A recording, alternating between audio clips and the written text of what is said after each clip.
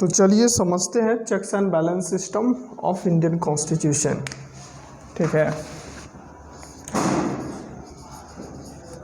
Checks and balance system of Indian constitution.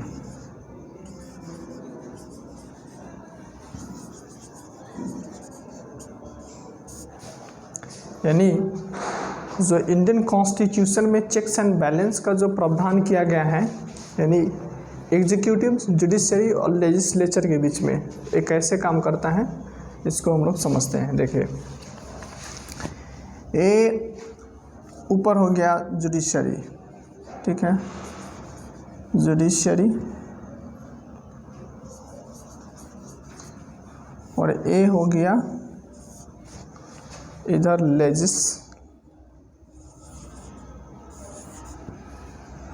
Legislature, और इधर हो गया एग्जीक्यूटिव।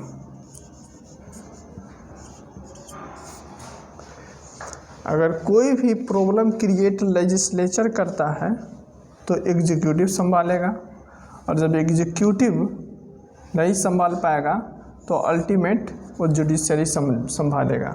कैसे काम करता है इसको हम समझते हैं। ओके, एक मिनट।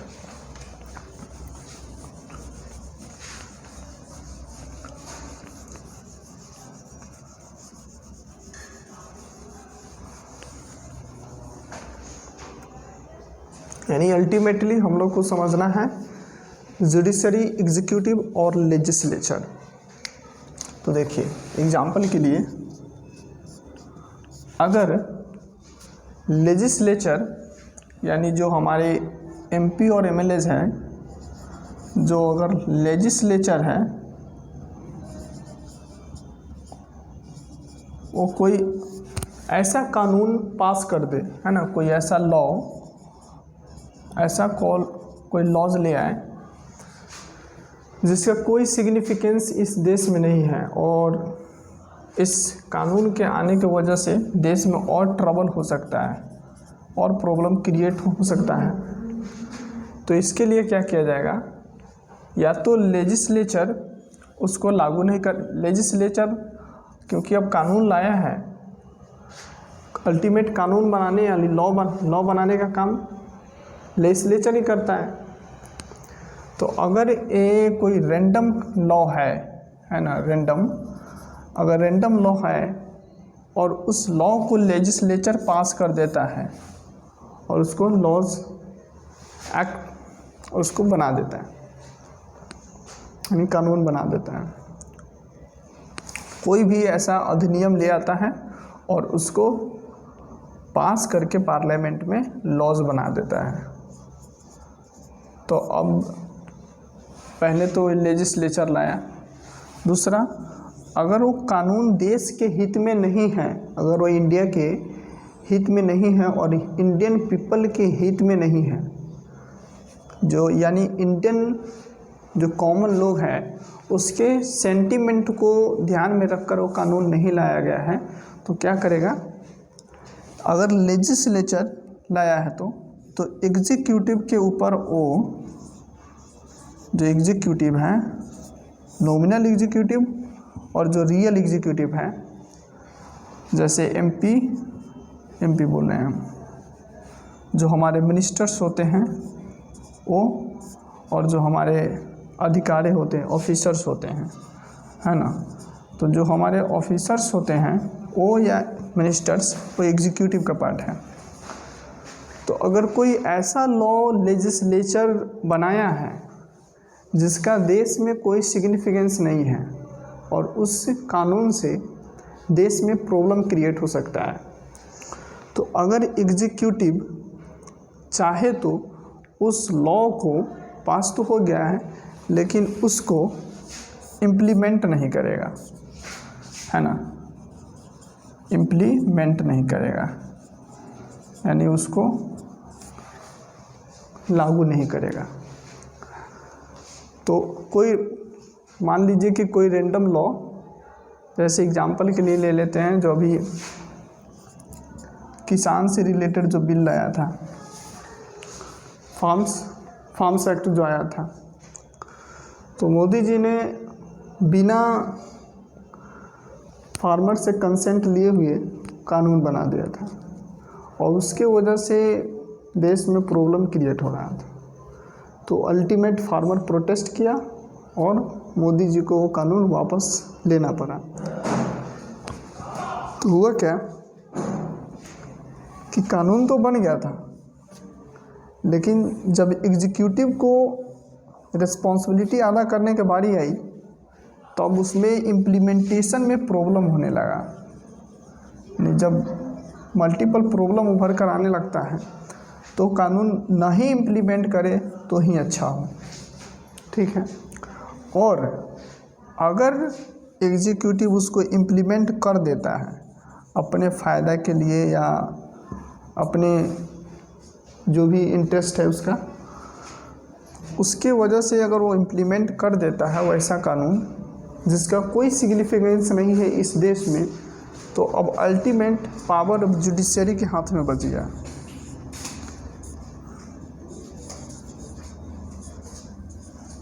यानी अब जो सारा प्रॉब्लम को सुधार सकता है वो जुडिशरी है। अगर जुडिशरी भी पलट जाए तो प्रॉब्लम हाथ से निकल सकता है। तो काम कैसे करता है देखिए, अगर कोई कानून लेजिस्लेचर बनाया, जो हमारे पार्लियामेंट के व्यक्ति हैं, यानी जो हमारे पार्लियामेंट में बैठकर काम करता है, हमारे लिए नियम कानून बनाता है देश को चलाने के लिए, अगर वो कोई ऐसा कानून बनाता है जिसके वजह से प्रॉब्लम क्रिएट होता है, तो या तो लेजिस्लेचर एग्जीक्यूटिव के टर्न पे आएगा जब कानून बन जाएगा, और उसको जब इम्प्लीमेंटेशन के टाइम आएगा तो उसमें प्रॉब्लम क्रिएट होता है। तो उसके वजह से कोई भी कॉमन पीपल वो क्या कर सकता है, आराम से किसी भी सुप्रीम कोर्ट में या हाई कोर्ट में जाकर उसके अगेंस्ट क्या बोलता है, उस कानून को चैलेंज कर सकता है, अपील डाल सकता है और बोलेगा कि साहब ऐसा बात है कि जो एक सरकार ने कानून लाया है इसके वजह से मल्टीपल प्रॉब्लम उभर कर आ रही है, तो क्या किया जाए, या तो इस कानून को रद्द कर दीजिए या नहीं तो इस देश में मल्टीपल इसका प्रॉब्लम क्रिएट कर सकता है। तो जुडिशरी अगर समझ गया चीज़ तब तो बल्ले बल्ले, ऐसा बात नहीं है कि नहीं समझता है। इंडियन जो सुप्रीम कोर्ट है वो बहुत सम्माननीय है। तो जब भी कोई भी प्रॉब्लम ऐसा कानून पास होता है तो जुडिशरी के पास पावर रहता है कि उस कानून को नल और वाइड कर सकते हैं, यानी ख़त्म कर सकता है। तो हम बताएं आपको, ये तो हुआ लेजिस्लेचर, एग्जीक्यूटिव और जुडिशरी काम। लेकिन बात यहाँ कुछ ऐसा है कि इंडिया में क्या है ना कि ये तीनों ऑर्गन अलग अलग नहीं है ना, ये तीनों ऑर्गन अलग अलग नहीं है। तीनों ऑर्गन लेजिस्लेचर प्लस एग्जीक्यूटिव, यानी जो हमारे मिनिस्टर्स वगैरह होता है, जो हमारे मिनिस्टर्स वगैरह होता है, जो हमारे मिनिस्टर्स होते हैं वही लेजिस्लेचर का भी काम करता है और वही एग्जीक्यूटिव का भी काम करता है। यानी जो हमारे पार्लियामेंट के मेंबर होता है लोकसभा और राज्यसभा का, वही व्यक्ति एग्जीक्यूटिव का भी काम करता है और लेजिस्लेचर का भी काम करता है। यानी वही व्यक्ति कानून भी बनाता है और वही व्यक्ति लागू भी करता है, समझे। जैसे अगर कोई अधिनियम पास करना है, अगर कोई अधिनियम पास करना है तो क्या करेगा, जो पार्टी सत्ता में है वो उस अधिनियम को लाएगा, लोकसभा में लाए या राज्यसभा में लाए, है ना, लोकसभा में लाए या राज्यसभा में लाए। और जब दोनों हाउस से पास हो जाएगा, लोकसभा और राज्यसभा से, फिर जाएगा प्रेसिडेंट के पास। प्रेसिडेंट के पास जाएगा और प्रेसिडेंट भी सिग्नेचर कर देगी, तो जो ये लाया है कानून, प्रेसिडेंट सिग्नेचर कर देगी तब तो कानून बन जाएगा। लेकिन जब जो कानून लाया है, जो भी रैंडम कोई भी एक्ट लाया है, मान लीजिए कोई भी एक्ट लाया है, वो देश के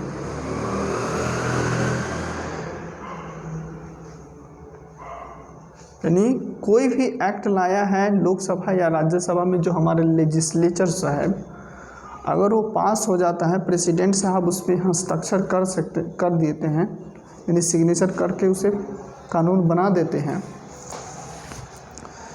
तो जो लेजिस्लेचर होता है ना, वही एग्जीक्यूटिव का भी रोल अदा करता है। तो अब एग्जीक्यूटिव के ऊपर जो भार होता है ना, वो होता है इम्प्लीमेंटेशन का, कि उसको कितना अच्छा से, है ना, इम्प्लीमेंट कर पाएगा इस देश में, समझे। जैसे जो मनरेगा है ना,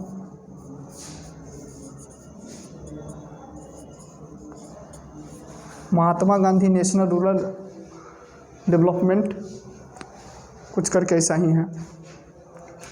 तो जो मनरेगा स्कीम है, गवर्नमेंट तो लॉ पास किया है, लेजिस्लेचर पास किया है और वो कानून बन गया है देश में, लेकिन जो प्रॉब्लम मेन आता है वो एग्जीक्यूटिव के लेवल पे आता है, उसको इम्प्लीमेंट करने पर आता है।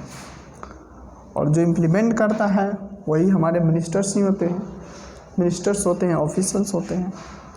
तो अगर कोई भी ऐसा कानून लाता है, आप समझिए, देखिए, अगर मिनिस्टर, अगर लेजिस्लेचर कोई भी ऐसा कानून लाता है जो कॉन्स्टिट्यूशन को किसी भी तरह से बाईपास करता है, यानी कॉन्स्टिट्यूशन का जो बेसिक स्ट्रक्चर है, अब बेसिक स्ट्रक्चर क्या होता है उसको हम लोग बाद में समझेंगे। अगर बेसिक स्ट्रक्चर, अगर लेजिस्लेचर कोई भी ऐसा कानून लाता है जो अगर कॉन्स्टिट्यूशन के बेसिक स्ट्रक्चर को वायलेट करता है, तो उस कानून को Supreme Court null and void कर देता है, यानी उसको खारिज कर देता है ना, यानी उसको ख़त्म कर देता है। तो ये बहुत ज़रूरी होता है। ये बेसिक स्ट्रक्चर का कंसेप्ट केशवानंद भारती केस में आया था, तो ये पूरा इस पे हम लोग करेंगे पूरा, कैसे बेसिक स्ट्रक्चर का कंसेप्ट आया है ना, तो समझेंगे हम लोग। तो अगर कोई भी कानून अगर इंडियन कॉन्स्टिट्यूशन के बेसिक स्ट्रक्चर को फॉलो नहीं करता है, तो वो कानून सुप्रीम कोर्ट या हाई कोर्ट क्या करेगा, खारिज कर देगा, नल और वाइड कर देगा, यानी वो कानून देश में नहीं चलेगा, क्योंकि वो कॉन्स्टिट्यूशन के दायरे में नहीं है, वो देश में फॉलो करने लायक नहीं है।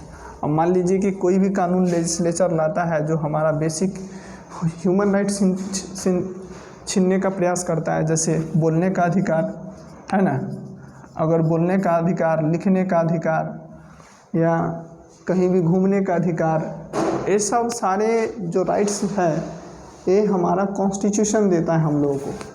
और लेजिस्लेचर ऐसा कोई कानून लाए और बोले कि भाई आज से तुम इंडिया के किसी एक पार्ट में तुम नहीं जा सकते हो, तो ये तो वायलेशन हुआ ना कॉन्स्टिट्यूशन का।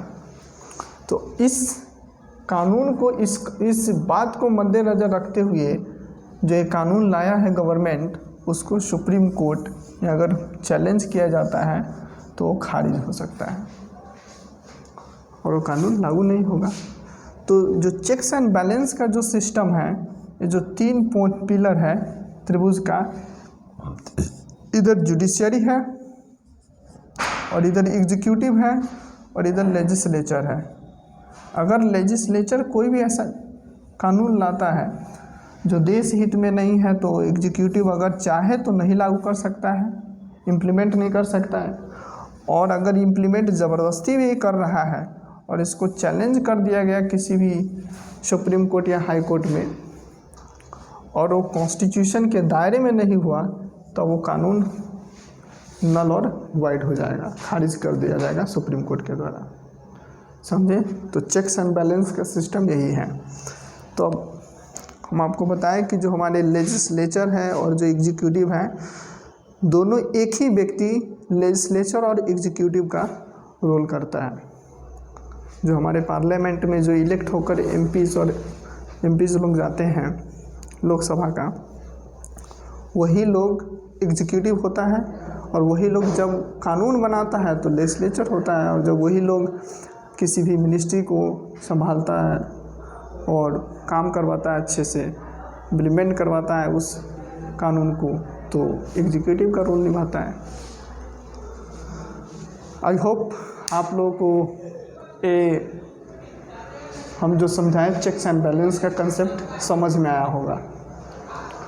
आने वाले क्लास में हम लोग समझेंगे बेसिक स्ट्रक्चर, और ये जो एग्जीक्यूटिव और लेजिस्लेचर एक ही व्यक्ति क्यों ऐसा रोल निभाता है, ये सबको हम लोग धीरे धीरे समझेंगे।